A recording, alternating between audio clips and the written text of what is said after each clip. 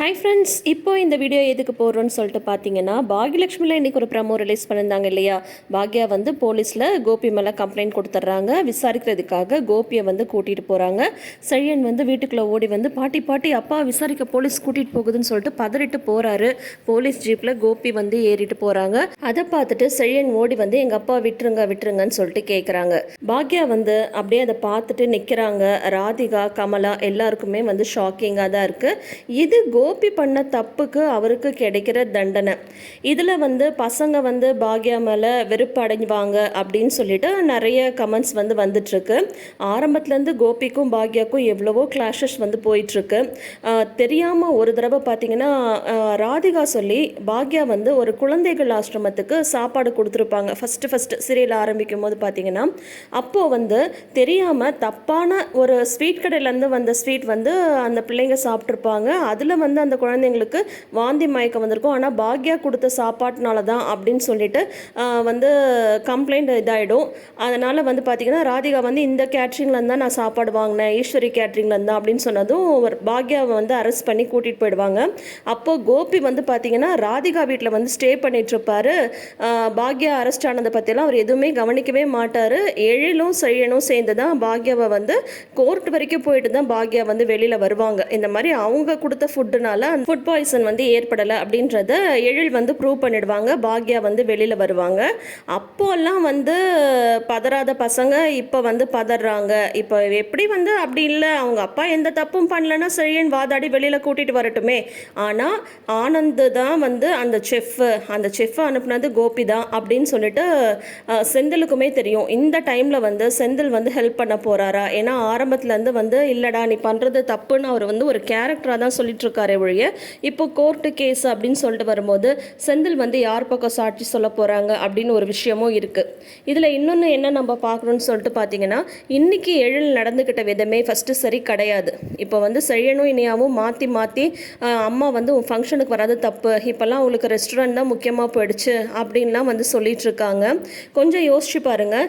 வீட்டு செலவுலேருந்து இனியா படிப்பு செலவுலேருந்து எல்லாமே பாக்யா பண்ணிகிட்ருக்காங்க. ஒரு டான்ஸுக்காக இப்போ 12,000 ரூபா கொடுத்ததும் கோபி ஒன்றும் எல்லாத்தையும் ஈடுகட்டுறவராக வந்து மாறிட போகிறது கிடையாது. அப்படி இருக்கும்போது அந்த ரெஸ்டாரண்ட்டோட பேரை திருப்பி எடுக்கிறது பாக்யாவுக்கு ரொம்ப ரொம்ப முக்கியம். அதை புரிஞ்சிக்காத பசங்கள்லாம் ஒரு பசங்களா? 2 பேரும் இன்னும் ஒன்றும் ஸ்கூல் போகிற சின்ன பிள்ளைங்க கிடையாது. இனியாவும் வந்து காலேஜ் படிச்சுட்டு இருக்காங்க. செழியனும் கல்யாணம் ஆகி 2 குழந்தைங்களுக்கு வந்து இப்போ அப்பா. இன்கேஸ் பாக்யா வந்து ரெஸ்டாரண்ட்டுக்காக ஃபங்க்ஷன் அட்டன் பண்ணாமல் இருந்திருந்தா கூட அது வந்து தப்புன்னு நம்ம எடுத்துக்க முடியாது. அப்படி இருந்தும் எழில் சொல்லி தான் பாக்யா ஃபங்க்ஷனுக்கு வரல. அதுக்கு பின்னாடி இருந்தது கோபி தான். இவங்க 2 பேரும் பாக்யாவை பற்றி தப்பாக பேசுகிறத பொறுத்துட்டு எழில் எப்படி இருந்தாருன்னே தெரியல. கோபி ஏதாவது பாக்யாவை பற்றி தப்பாக பேசினா எழிலுக்கு கோவம் வரும் இல்லையா? இப்போ கூட பிறந்தவங்க தப்பாக பேசுகிறாங்க. எழில் வந்து அமைதியாக உட்காந்துட்டு இருந்தது போனதே வந்து ரொம்ப ஆச்சரியமாக தான் இருந்தது. ஆக்சுவலாக இன்றைக்கி எபிசோடில் அப்படி என்ன அவங்க அப்பாவை வந்து எழில் காப்பாற்றுறாருன்னு தான் தெரியல. ஏன் அந்த ப்ரொடியூசர் வந்து இந்த விஷயத்தை பண்ணது கோபி தான் சொல்லக்கூடாதுன்னு சொல்லிட்டாங்களா என்னன்றது நம்மளுக்கு ஒன்றுமே புரியல. அந்த இடத்துல பயங்கர லாஜிக்கல் மிஸ்டேக் இருக்குது. ஏன்னா எந்த இடத்துலையும் பாக்யாவை விட்டு கொடுக்காத எழில் இப்போ அந்த ஃபங்க்ஷனுக்கு அட்டன் பண்ணக்கூடாதுன்னு சொன்னாங்க, அவங்களும் அட்டன் பண்ணாமல் வந்துட்டாங்க. பட் என்ன நடந்ததுன்றத செழியனுக்கும் இனியாவுக்கும் எழில் வந்து சொல்லி இருக்கணும். அது சொல்லாமல் இருந்ததே பெரிய தப்பு. இப்போ நெக்ஸ்ட்டு பார்த்தீங்கன்னா கோபி மேலே பாக்யா கம்ப்ளைண்ட் கொடுத்துருக்காங்க. ஸோ அதுக்காக அவங்க அரெஸ்ட் ஆகி போக போகிறாங்க. அதுக்காக செழியனும் இனியாவும் பாக்யா மேலே கோச்சிக்கிறாங்கன்ற மாதிரி இருந்தால் தாராளமாக கோச்சிக்கட்டுங்க. பாட்டியும் தாத்தாவும் ஆரம்பத்துலேருந்து சொன்ன மாதிரி உனக்குன்னு ஒரு லைஃப் இருக்குது, அதை பாரு அப்படின்னு அவங்க சொன்னாங்கல்ல. பசங்க பின்னாடியே ஓடாதன்னு சொல்லிட்டு இப்போ எழில் வந்து அவருக்கு அவரோட கேரியர் தான் முக்கியம். என்னதான் அம்மான்னு இருந்தாலும் கேரியர் முக்கியன்றதை காட்டிட்டாரு. இப்போ செழியனும் வந்து எப்படியும் கோபி வந்து வேலை வாங்கி தரேன்னு சொன்னதால அவர் பின்னாடி தான் போகிறாரு. இனியா சொல்லவே வேண்டாம். ஆரம்பத்துலேருந்து இனியா வந்து ஒரு ஸ்ட்ராங்கான மைண்டே இல்லாத பொண்ணு. நம்பர் 1 செல்ஃபிஷ் கேரக்டர் இனியா இல்லையா? அதனால் கண்டிப்பாக இப்போ கோபி அரெஸ்ட் ஆகி போயிட்டாங்கன்னா இது காரணம் நீதான்னு சொல்லிட்டு 2 பேரும் தையத்தக்கண்டா குதிப்பாங்க. இது எல்லாத்துலேயும் மீண்டு தான் வரட்டுங்களே பாக்யா. என்ன தான் நடக்குதுன்னு வெயிட் பண்ணி பார்ப்போம். நம்ம ஏன் தேவையில்லாமல் கமெண்ட்ஸில் வந்துட்டு அது இதுன்னு சொல்லிட்டு இருக்கணும். இப்போ தான் பாக்யாவோட கேரக்டரை போல்டாகவே காட்டுறாங்க.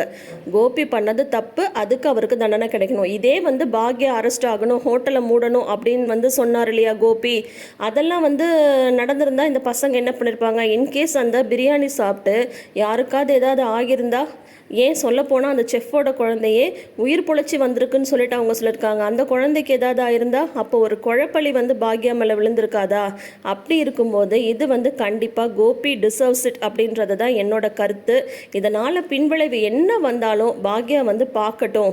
இப்போ தான் பாக்யாவோட கேரக்டர் வந்து ஸ்ட்ராங்காக கொண்டு போகிறாங்க. இந்த லீடை வந்து இப்படியே கொண்டு போனால் இந்த சீரியல் ஆரம்பித்ததுக்கான பலன் வந்து முடிக்கும் போது இருக்கும். இல்லாமல் பாக்யாவோட கேரக்டரை மறுபடியும் டம்மியாக்க பார்த்தாங்கன்னா இந்த சீரியலை இப்பயே எண்டு கார்டு போட்டலான்றது தான் என்னோட கருத்து. ஸோ இன்னைக்கு எபிசோடும் சரி, நாளைக்கு வரப்போகிற எபிசோடும் சரி, பாக்யாவோட கேரக்டர் நல்லா கெத்தாக இருந்தது. அதை அப்படியே மெயின்டைன் பண்ணுங்க அப்படின்ற மாதிரி தான் நம்மளோட சைட்லேருந்து நம்ம சொல்ல விரும்புகிறோம்.